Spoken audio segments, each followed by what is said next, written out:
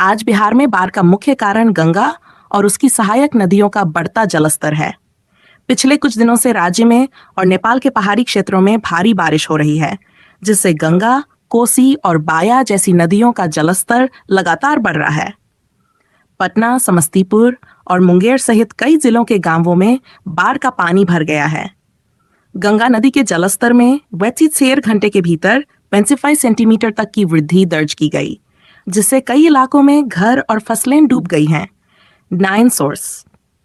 इसके अलावा कई क्षेत्रों में बाढ़ के कारण हाईवे पर पानी आ गया है, जिससे यातायात प्रभावित हो रहा है।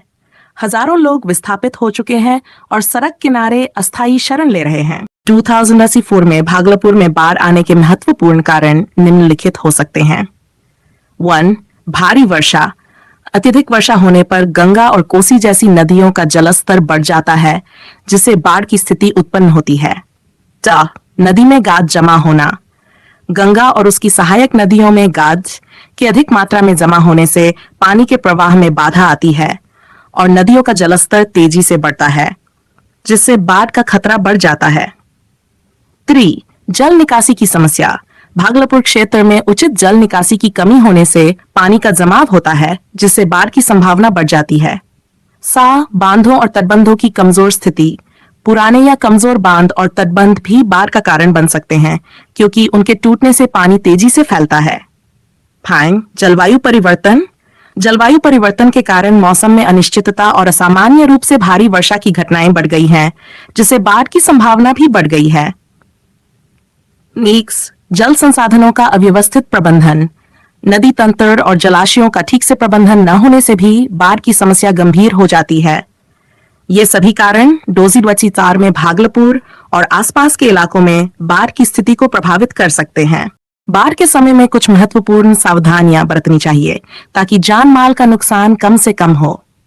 1. सुरक्षित स्थान पर जाएं। बाढ़ के पूर्वानुमान या चेतावनी मिलने पर तुरंत ऊंचाई वाले सुरक्षित स्थान पर शरण लें। सरकारी निर्देशों का पालन करें। स्थानीय प्रशासन द्वारा जारी चेतावनियों, दिशा निर्देशों और निकासी योजनाओं का पालन करें। आवश्यक वस्तुओं की तैयारी। एक आपातकालीन किट तैयार रखें, जिसमें पीने का पानी, सूखा खाना, दवाइयां, टॉर्च, रेडियो, बैटरी और महत्वपूर्ण दस्तावेज हों। 4. बिजली से सावधानी। पानी में बिजली के उपकरणों से दूर रहें। अगर घर में पानी घुसने लगे तो मेन स्विच बंद कर दें ताकि शॉर्ट सर्किट से बचा सके। वाहन सावधानी से चलाएं। अगर सड़कों पर पानी है तो वाहन चलाने से बचें, क्योंकि पानी के बहाव में वाहन फंस सकते हैं। बच्चों और बुजुर्गों का ध्यान रखें। बाढ़ के दौरान बच्चों और बुजुर्गों का विशेष ध्यान रखें और उन्हें सुरक्षित स्थान पर रखें। पानी में न उतरें।